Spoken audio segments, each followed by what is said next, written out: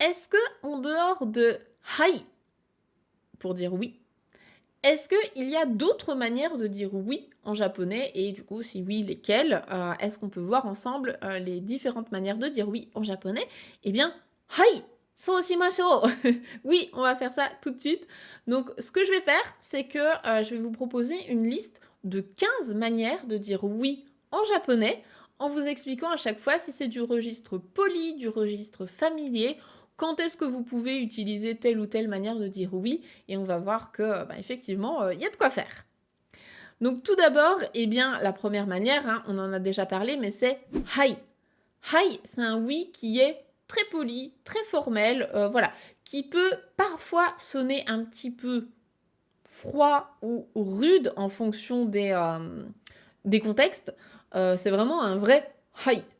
Donc par exemple, si on vous donne un ordre, si votre patron vous donne un ordre, ou bien un prof avec un élève ou quoi, voilà, si on vous demande de faire quelque chose, là ce sera bien hai. Donc un vrai oui pour être bien poli. Après, dans la vie de tous les jours, si vous discutez avec des amis, enfin, même en français c'est pareil, hein, c'est rare de dire un vrai oui. En général, ça va plutôt être ouais, ok, tout ça en français. Là, c'est pareil en japonais. Hai, ça peut sonner un petit peu trop formel et du coup un petit peu awkward. Un peu, c'est pas le bon moment de placer un oui aussi formel si vous êtes entre amis. Donc celui-là, on se le garde pour les situations polies, classiques, formelles. Maintenant, sa version familière, justement si vous êtes entre amis, eh bien, vous allez pouvoir utiliser soit eh, soit Donc, on a deux manières de dire oui de manière un petit peu moins formelle. Donc, tout d'abord, un avec allongement. Eh. Donc, c'est pas aussi familier que mais c'est un petit peu plus décontracté que hi. Hi, c'est vraiment la version formelle. C'est oui, mais moins formel. La version encore plus familière, du coup, je vous l'ai dit, c'est Donc là, c'est avec un En fait, on le prononce quasiment pas, hein, ça reste très nasal, très à l'intérieur. Hein. Donc, c'est vraiment ouais. C'est voilà, pas formel, c'est pas, c'est plus familier quoi. C'est vraiment Ça peut être aussi Donc ouais. Oui, c'est ça. Ouais. Comme on pourrait le dire en français. Et puis, pour rappel, hein, la version familière de IE, donc non, ce sera donc non, en pas formel. Voilà, donc on en a déjà vu trois, on a vu hai, eh, Déjà avec ça, ça couvre quand même, on va dire, la vraie traduction de oui, ce serait ces trois-là. Après, vous piochez un petit peu dans celui qui vous arrange. Maintenant, je vous propose de voir d'autres expressions qui peuvent être traduite par oui en fonction du contexte. On a tout d'abord, je pense que vous la connaissez déjà, on a l'expression wakarimashita ou bien forme familière wakatta. Donc là ici on est sur le verbe wakaru, wakarimasu qui veut dire comprendre. On est sur la forme passée. Donc wakarimashita, wakatta pour le familier. Là, en français, on peut le traduire peut-être en fonction des contextes, hein, encore une fois, c'est toujours pareil avec le japonais, mais souvent on va le traduire par ça marche, c'est entendu, c'est d'accord, ok, voilà. Donc si vous demandez à quelqu'un de faire quelque chose, tiens, est-ce que tu pourrais faire ça, est-ce que tu pourrais m'aider là-dedans? Wakatta, wakarimashita. Oui, c'est entendu. Donc en français, on dirait peut-être oui, ça marche, ou bien juste ça marche, ok, c'est entendu. Voilà, en japonais, vous pouvez juste répondre wakatta, wakarimashita. Version plus formelle de ça, ce sera ryokai desu, ou bien juste ryokai. Donc là, ryokai desu, c'est entendu. Voilà, dans le sens, c'est très formel. Je pense que vous allez plus entendre ça voilà, pour des ordres dans un contexte professionnel. Ça peut être aussi tout ce qui est armée, tout ce qui est entreprise, tout ça. Ryokai desu. C'est entendu. Oui, ça marche. Ryokai desu. Ensuite, 2 versions que, je pense on va, pas mal croiser, sur, tout ce qui est réseaux sociaux, mais également, voilà, dans un langage, on va dire, plutôt, jeune, quoi. On a ine, i desu ne, ine. Donc i desu ne, quand vous rajoutez le des, c'est un peu plus, poli. Si vous enlevez le des, c'est un peu plus familier. Ine. Donc, ouais, cool, hein, trop bien. Donc ce petit ine, c'est, ce que vous voyez en dessous, si vous avez votre Facebook en japonais, ce que vous voyez, à la place du like, en fait, ine. Voilà, sur les réseaux sociaux. Donc ça aussi, en fonction des contextes, ça peut être un oui, dans le sens ouais, ça me dit bien. Par exemple, si je vous dis ben tiens, est-ce qu'on n'irait pas, je sais pas, est-ce que ce soir on mangerait pas au restaurant? Ah, ine, i desu ne. Ah ouais, trop cool quoi. Donc ça peut aussi être traduit dans certains contextes par oui. Et puis, issu de l'anglais, on a les katakana ok, tout simplement. Ok, donc là, bah, c'est comme en français, c'est ok, ok, cool, ça marche. Ok. Donc ça, je pense qu'on le voit pas mal également sur les réseaux sociaux, sur Internet. Ensuite, on va avoir la petite expression mochiron, mochiron, qui veut dire bien sûr, évidemment, oui, bien sûr. Donc mochiron, mochiron, c'est pas très formel dans le sens où c'est plutôt un contexte familier. Voilà, vous n'allez pas dire mochiron à votre patron, ce serait un peu déplacé.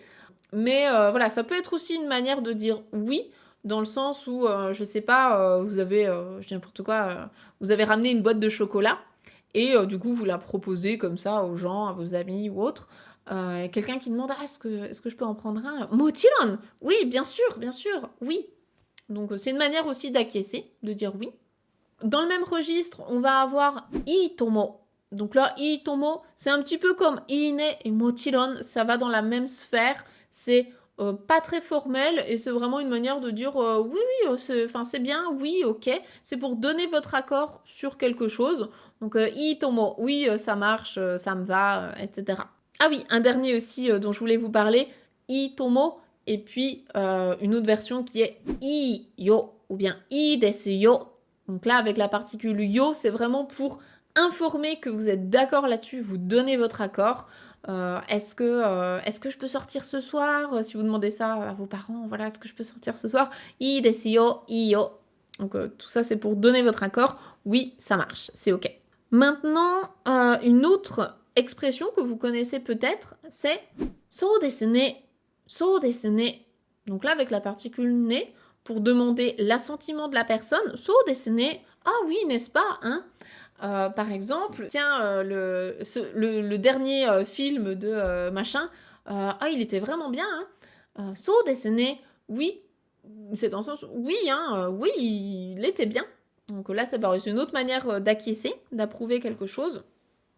Et puis, on a une autre manière d'acquiescer. Il y en a plein, je vous ai dit, il y en a 15 hein, au total, donc on se les fait toutes.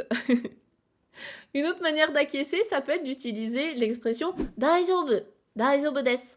Donc là, c'est pareil. Est-ce que je peux faire ça? Est-ce que ça va si je fais ça? Ah, daijoubu, daijoubu desu. Oui, oui, c'est ok. Vas-y, tu peux faire ça. Si vous demandez à quelqu'un, justement, est-ce que ça vous dérange, par exemple, je sais pas, est-ce que ça vous dérange si je m'assois ici à côté de vous? Kamaimasen, kamawanai, version familière, kamaimasen. Là, c'est non, non, ça me dérange pas, il n'y a pas de souci. Donc, en gros, vous dites oui. Et puis, les deux dernières expressions dont je voudrais vous parler, ce sont des expressions de registre beaucoup plus poli. Donc là, il y a peu de chances que vous les utilisiez de vous-même, sauf si vous partez travailler au Japon éventuellement.